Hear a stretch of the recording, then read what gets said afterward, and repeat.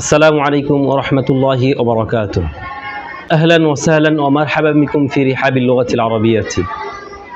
পৃথিবীতে অসংখ্য ভাষা আছে। প্রত্যেকটি ভাষার নিয়ম, নীতি, উসলুব, প্রত্যেকটি ভাষার উসলুব সব কিছু ভিন্ন ভিন্ন। বাংলা ভাষার জন্য তার কিছু উসলুব আছে, নিয়ম নীতি আছে, তার কিছু নিজস্ব বৈশিষ্ট্য আছে। আরবি ভাষার জন্য কিছু বৈশিষ্ট্য আছে, ইংরেজি ভাষার জন্য কিছু বৈশিষ্ট্য আছে। প্রত্যেক ভাষার বৈশিষ্ট্য তার সাথেই খাস। এখন প্রত্যেকটা ভাষার রীতি অবলম্বন করেই সেই ভাষায় কথা বলতে হয়, সেই ভাষা ব্যবহার করতে হয়।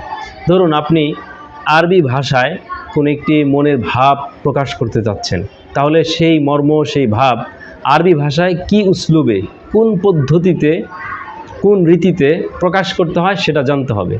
তা না করে সেটা যদি বাংলা ভাষায় সেই মর্মটিকে যেভাবে প্রকাশ করা হয়, হুবহু ওই মর্মটিকে আরবি ভাষায় শুধু রূপান্তরিত করলেই কিন্তু আরবি ভাষা হয়ে যাবে না। বরং আরবি ভাষার যে উসলুব, যে বৈশিষ্ট্য, সেই বৈশিষ্ট্য এবং রীতি উসলুব অবলম্বন করেই আরবি ভাষায় ব্যক্ত করতে হবে। বাংলা ভাষার জন্য বাংলা ভাষার উসলুব ব্যবহার করেই সেই ভাষা ব্যবহার করতে হবে। যেমন ধরুন কসম করা বা কসম খাওয়া, আমরা বলে থাকি না যে সে কসম খেয়েছে। এখন সে কসম খেয়েছে, এই মর্মটি আমরা আরবি ভাষায় কিভাবে প্রকাশ করব। এটার আরবি ভাষার সঠিক আরবি হচ্ছে আকসামা। আকসামা মানে হচ্ছে সে কসম খেয়েছে বা সে কসম করেছে। সে যদি হুবহু এই মর্মটিকে এই বাংলার মতো করে আরবিতে বলে, যেমন সে আরবি হচ্ছে হুয়া, খেয়েছে আরবি হচ্ছে আকালা, আর কসম আরবি হচ্ছে আল কসম। তাহলে সে মিলালো যে হুয়া আকালাল কসমা, সে কসম খেয়েছে। তো এইভাবে যদি কেউ আরবি বলে তাহলে কি তার আরবি সঠিক হবে? সঠিক হবে না। সে আরবি বাক্যটি যদি আরবরা শুনে যে হুয়া আকালাল কসমা, তাহলে আরবরা হতভম্ব হয়ে যাবে, কিংকর্তব্য বিমূঢ় হয়ে যাবে যে সে আবার কসমকে কিভাবে খেলো, কসমকে আবার বাঙালিরা কিভাবে খায়। আরবরা পেরেশান হয়ে যাবে যে বাঙালিরা আবার কসমকেও খায়। তো আসলে এটা সঠিক আরবি না। সঠিক আরবি হচ্ছে আকসামা। আকসামা মানে সে কসম করেছে বা কসম খেয়েছে। আরেকটি বাংলা দেখুন, যে সে নামাজ পড়েছে। আমরা বাংলা ভাষায় বলে থাকি আমি নামাজ পড়েছি, সে নামাজ পড়েছে, তুমি নামাজ পড়ো। তাহলে যে সে নামাজ পড়েছে, এটার সঠিক আরবি হচ্ছে সল্লা অথবা আদ্দা সলাতা, সে নামাজ আদায় করেছে বা নামাজ পড়েছে।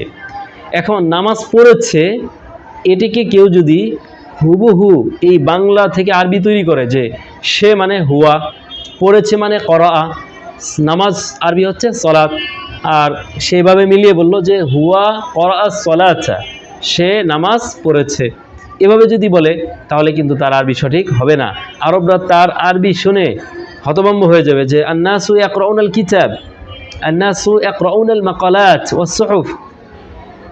মানুষ তো বই পড়ে, মানুষ মাকালা প্রবন্ধ পড়ে, মানুষ রোজনামচা পড়ে, মানুষ পত্রপত্রিকা পড়ে, সালাত নামাজকে আবার কিভাবে পাঠ করে। আরবরা পেরেশান হয়ে যাবে যে বাঙালিরা মনে হয় নামাজকেও পাঠ করে।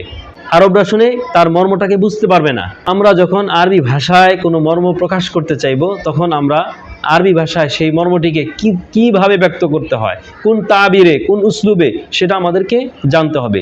নতুবা শুধুমাত্র আমাদের নিজের মতো করে বাংলা থেকে হুবহু আরবি তৈরি করলে সেটা কিন্তু আরবি হবে না, সেটা কখনোই আরবি হবে না, সেটা বাংলা আরবি হয়ে যাবে, সেটা ভুল হবে। আরবরা শুনলে তার মর্মই উপলব্ধি করতে সক্ষম হবে না।